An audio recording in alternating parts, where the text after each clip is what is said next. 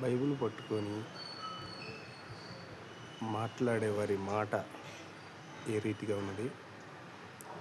హిందుత్వం పేరుతో మన హిందువుల సొమ్ము లక్షల లక్షల కోట్లు కోట్లు పోగేసుకొని మాట్లాడేవారి మాట ఎలాగున్నది. సనాతన ధర్మం అంటూ వంకబెట్టుకొని ప్రజల డబ్బు కోట్లు కోట్లు దండుకుంటున్నారు. అలాగే క్రైస్తవులు బైబిల్ పట్టుకొని మాట్లాడే మాటలు ఎలాగున్నాయి. ఎవరి మాట ఒకరి మనస్సును నొప్పించకుండా ఉండేదిలాగా ఉన్నది.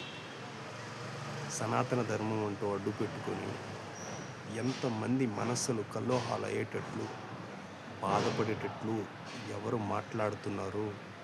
ప్రజలందరూ ఒకసారి వినవలసిందిగా అర్థం చేసుకోవాల్సిందిగా కోరుచున్నాను. ప్రజలందరూ హిందూ ముస్లిం క్రైస్తవులు ప్రతి ఒక్కరూ క్షేమంగా ఉండాలి.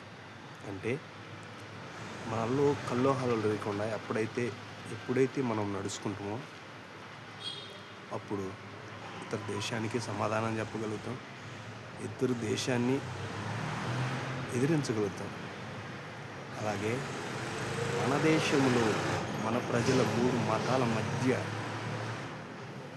జరిగే గొడవలు చిచ్చుల ద్వారా మన దేశం ఎంత తగ్గింపులోకి వెళ్తుందో మీరు ఒక్కసారి అర్థం చేసుకోవాలి. అలాగే ఈరోజు మన కరెన్సీ విలువను కూడా తగ్గించారంట. ఎందుకు తగ్గించారు? మనలో మనము ఐక్యత కలిగి ఉంటే మన కరెన్సీని ఎందుకు తగ్గించేవాళ్ళు? మనమే విలువ తక్కువ వారిగా బ్రతుకుతున్నాం కాబట్టే క్రైస్తవుని హిందువు దూషిస్తాడు, హిందువును క్రైస్తవు దూషించినట్లు మాట్లాడుకుంటారు. క్రైస్తవులు ఎక్కడా దూషించినట్లు లేదు, కానీ గ్రంథాలలో ఉన్నవి బయటపెడుతున్నారు. నీవు బైబిల్ గ్రంథం జోలికి వెళ్ళకపోతే నీ గ్రంథం జోలి రారు కదా.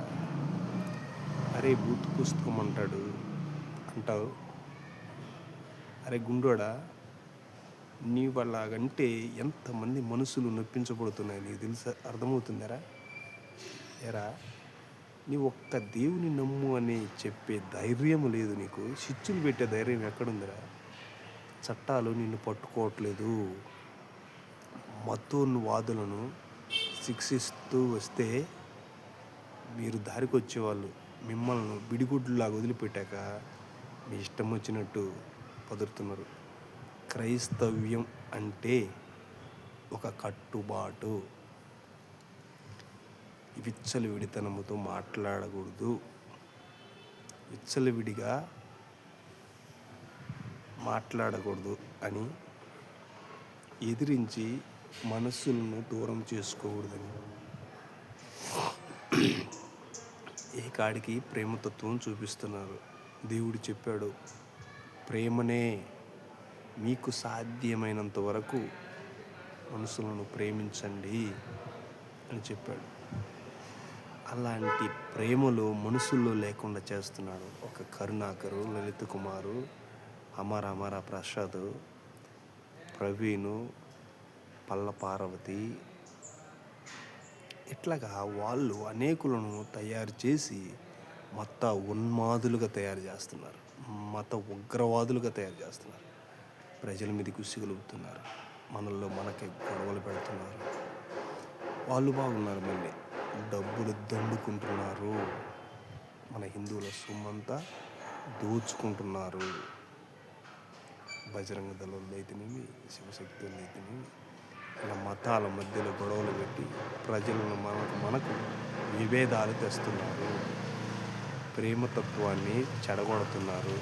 ప్రేమ కలిగి ప్రతి ఒక్కరు ప్రేమతో నడుచుకుని ముస్లిం, క్రైస్తవు, హిందూ అందరూ సమానత్వం కలిగి జీవిద్దాం. మన హిందువులు ఎలా భూమి మీద ఇక్కడ పుట్టాము భారతదేశంలో, క్రైస్తవులు కూడా అలాగే పుట్టారు. హిందువులు క్రైస్తవులుగా మారారు. దేవుని నమ్ముకున్నారు. దాంట్లో వాళ్ళకు రుచి తగిలింది. దేవుడు వాళ్ళని రక్షించాడు. దాంట్లో అద్భుతాలు వారికి కనిపించింది. ఆయన శక్తివంతుడని వారు నమ్మారు. ముస్లిమ్స్ ఈరోజు వాళ్ళ భక్తి వాళ్ళది. వారు ఇక్కడే పుట్టారు, వేరే దేశస్తులు కాదు. వేరే దేశస్తులను మన దేశంలో ద్రోహంగా చేస్తే వారిని బయటికి పంపిద్దాం. అది మన పెద్దలు తీసుకోవాల్సిన నిర్ణయం. మన దేశంలో ఉండి మనకు కీడు చేసేవాడు వాడెవడైనా చట్టాలు అని త్వరగా పట్టుకొని శిక్షించాలి. ఇదే మేము కోరుకునేది. ప్రతి ఒక్కరూ బాగుండాలి. క్రైస్తవు, హిందూ, ముస్లిం అన్నదమ్ములే నడుచుకును గాక.